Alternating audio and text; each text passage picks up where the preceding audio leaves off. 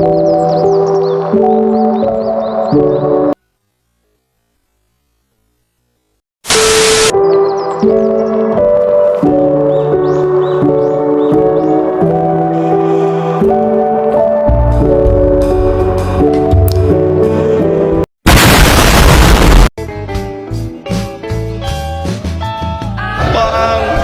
udah bang.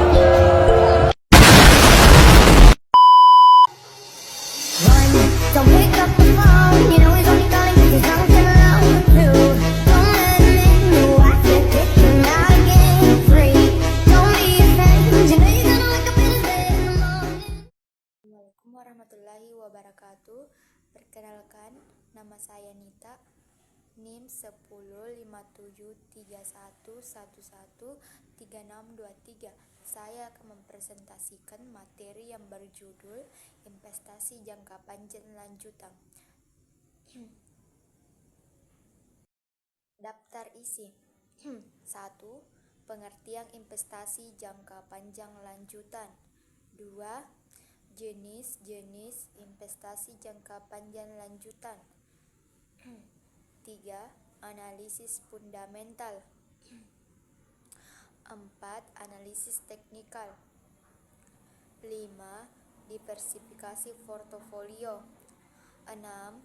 Manajemen risiko. 7. Faktor eksternal. 8. Studi kasus. Investasi jangka panjang lanjutan. Pengertian: investasi jangka panjang lanjutan mengacu pada strategi atau keputusan investasi yang dilakukan untuk periode yang lebih lama. Biasanya bertujuan untuk mencapai tujuan keuangan jangka panjang seperti pensiun, pendidikan anak, atau pencapaian tujuan finansial yang memerlukan waktu yang lebih panjang untuk direalisasikan. Ini melibatkan alokasi dana dalam instrumen atau aset yang diharapkan memberikan pengembalian yang signifikan dalam jangka waktu yang cukup lama, meskipun dengan risiko yang lebih besar dibandingkan dengan investasi jangka pendek. Selanjutnya, jenis-jenis investasi jangka panjang lanjutan. Investasi jangka panjang lanjutan dapat beragam, tergantung pada profil risiko, tujuan investasi, dan preferensi. Berikut adalah beberapa jenis investasi jangka panjang lanjutan yang umum. 1. Saham. Investasi dalam saham merupakan investasi dalam saham perusahaan yang diharapkan memberikan pertumbuhan modal dalam jangka panjang melalui apresiasi harga saham dan dividen. 2. Obligasi adalah surat utang yang diterbitkan oleh perusahaan atau pemerintah untuk memperoleh dana. Mereka dapat memberikan pendapatan tahap melalui pembayaran kupon dan pengembalian pokok saat jatuh tempo. 3. Reksadana. Investasi dalam reksadana yang mengelola portofolio saham, obligasi atau aset lainnya. Reksadana dapat diversifikasi risiko dan memungkinkan investor dengan modal terbatas untuk mengakses pasar yang lebih luas. Next. Lanjutan slide 4. 4. Properti. Investasi dalam properti komersial atau residensial untuk mendapatkan sewa dan apresiasi nilai properti dalam jangka panjang. 5. Emas dan logam mulia. Investasi dalam logam mulia sebagai lindung nilai terhadap inflasi atau ketidakstabilan pasar, atau untuk tujuan diversifikasi portofolio. 6. Investasi berkelanjutan. Investasi yang mempertimbangkan faktor-faktor lingkungan, sosial, dan tata kelola perusahaan (ESG) untuk mencapai Tujuan jangka panjang yang berkelanjutan secara finansial dan sosial. 7. Pendidikan dan kesehatan. Investasi dalam pendidikan atau kesehatan seperti rencana tabungan pendidikan atau dana pensiun untuk mencapai tujuan jangka panjang seperti biaya pendidikan anak atau biaya perawatan kesehatan di masa pensiun. Next. Analisis fundamental. Analisis fundamental adalah metode analisis perusahaan yang didasarkan pada faktor-faktor fundamental ekonomi suatu perusahaan, termasuk sisi kinerja keuangan dan bisnis perusahaan. Teknik ini menitik beratkan pada rasio finansial dan kejadian yang langsung maupun tidak langsung mempengaruhi kinerja keuangan perusahaan. Analisis fundamental dibagi dalam 3 tahapan analisis: analisis ekonomi, analisis industri, dan analisis perusahaan. Analisis fundamental melibatkan banyak data variabel yang harus dianalisis seperti pertumbuhan, pendapatan, rasio laba terhadap saham yang beredar, rasio harga saham terhadap laba per lembar saham, dan lain-lain faktor-faktor fundamental yang sifatnya luas dan kompleks dapat dikelompokkan ke dalam 4 kategori besar, yaitu keuntungan, harga, likuiditas, dan efisiensi. Analisis fundamental cocok untuk investor jangka panjang yang berorientasi pada nilai investasi jangka panjang. Kombinasi dari analisis fundamental dan analisis teknikal juga dapat menjadi pendekatan yang efektif untuk membuat keputusan investasi yang lebih baik. Next. Analisis teknikal. Analisis teknikal adalah suatu metode yang digunakan untuk menganalisis pergerakan harga saham berdasarkan data historis, khususnya menggunakan grafik harga saham. Tujuan utama dari analisis teknikal adalah untuk mengidentifikasi tren, pola, dan level support serta resistance yang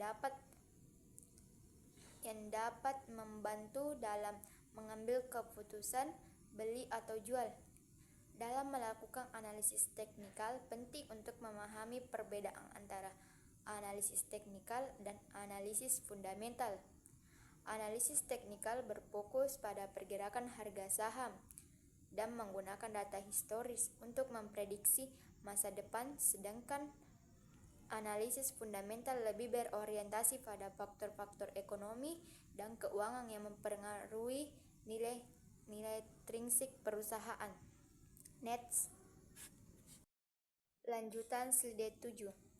Ada beberapa langkah dasar yang perlu diikuti dalam melakukan analisis teknikal pada saham, antara lain: 1. Menggunakan data harga saham yang relevan untuk saham yang akan dianalisis. 2. Tentukan jangka waktu analisis yang sesuai, apakah harian, mingguan, atau bulanan. 3. Buatlah grafik harga saham untuk melihat pola pergerakan harga secara visual. 4. Mengidentifikasi tren dalam saham, baik itu tren naik (uptrend) maupun tren turun (downtrend). 5. Gunakan level support and resistance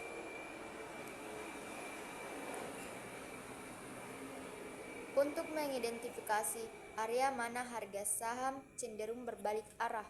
Next. Lanjutan slide 8. Ada beberapa pendekatan yang umum digunakan dalam analisis teknikal, antara lain: 1. Analisis tren, mengidentifikasi tren naik, tren turun, atau tren sideways dalam saham. 2. Analisis pola harga, mengenali pola-pola seperti pola head and shoulders double top atau double bottom yang dapat memberikan petunjuk arah pergerakan. 3. Analisis volume. Mengamati volume perdagangan untuk melihat apakah ada keterlibatan besar dari para pelaku pasar. 4. Analisis momentum. Menggunakan indikator seperti match, moving average, convergence, divergence untuk mengukur kecepatan perubahan harga. 5. Analisis rata-rata bergerak menggunakan moving average untuk membantu mengidentifikasi tren dan sinyal beli atau jual. Next, diversifikasi portofolio. Diversifikasi portofolio dalam investasi jangka panjang adalah strategi yang melibatkan pemisahan investasi berbagai jenis aset yang berperilaku berbeda. Tujuan utama adalah mengurangi risiko dan meningkatkan peluang keuntungan jangka panjang.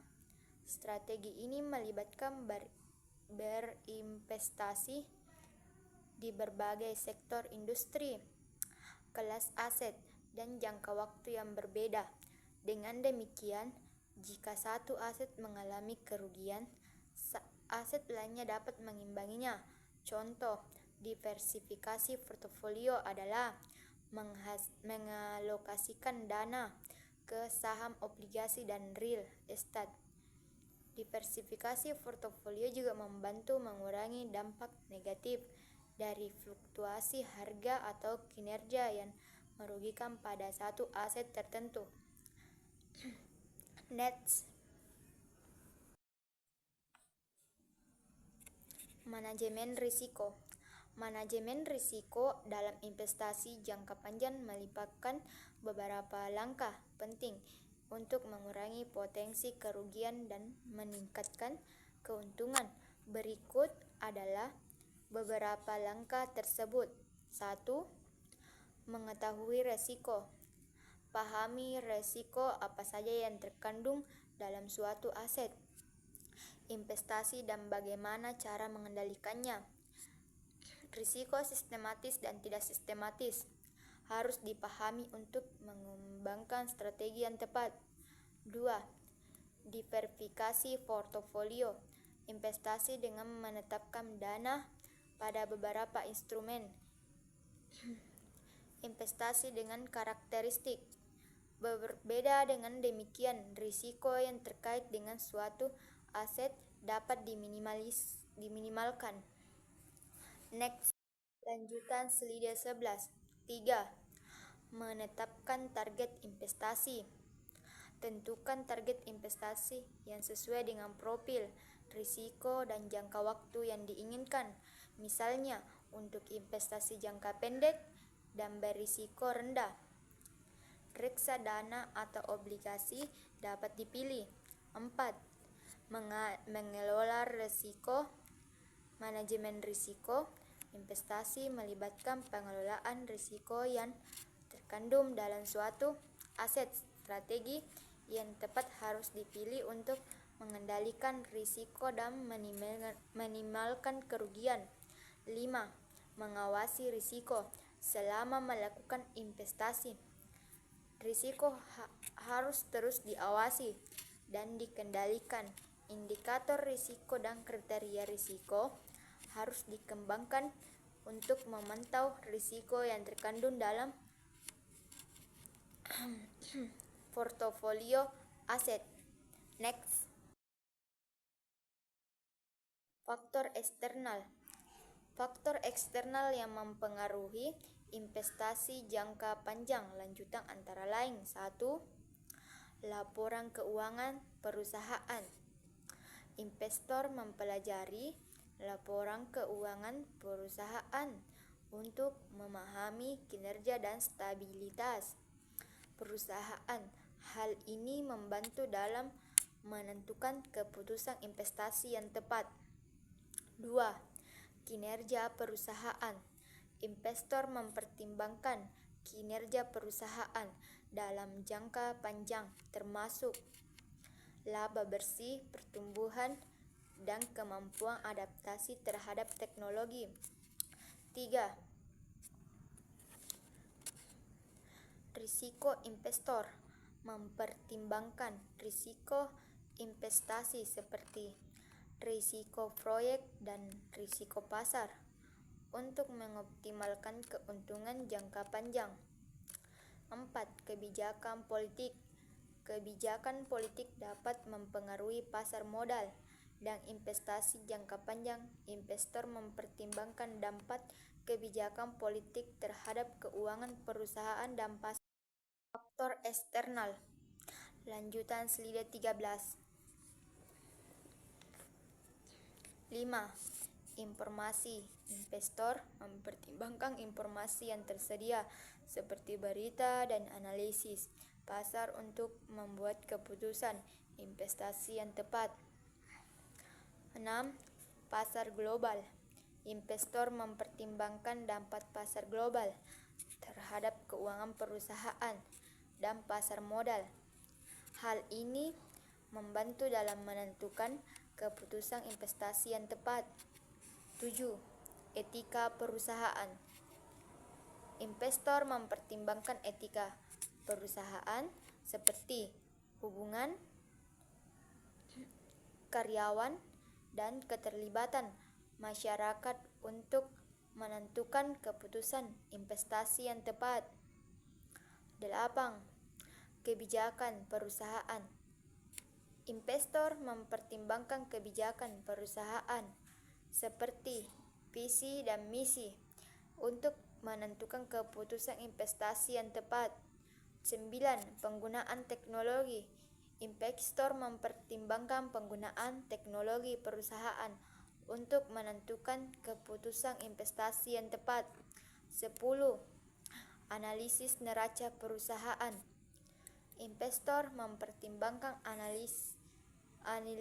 analisis neraca perusahaan untuk menentukan keputusan investasi yang tepat. Next. Studi kasus. Contoh soal. Pada 5 April 2003, PT Apanjaya Pemulan membeli saham PT Telkom sebanyak 1.000 lembar. Nominal 100 juta rupiah, kurs beli 105, biaya komisi 1% dari nilai transaksi dan PPN 1% dari nilai komisi. Perhitungan keterangan transaksi beli 1.000 kali 100 juta rupiah kali 105%. Nilai uang Rp 105.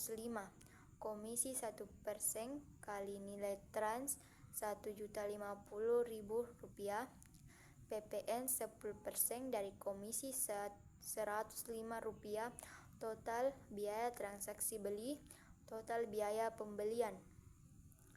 Total biaya transaksi beli 1.155.000 rupiah. Total biaya pembelian 1.106.155 rupiah. Dan slide 15. Pencatatan oleh PT Apanjaya. Jurnal umum. Tanggal 3 Januari 2003. Nomor bukti ... Keterangan investasi jangka panjang saham PT Telkom atau KAS. Rep 0. Debit 1.600.155 rupiah. Kredit Rp1.600.155 rupiah. Next.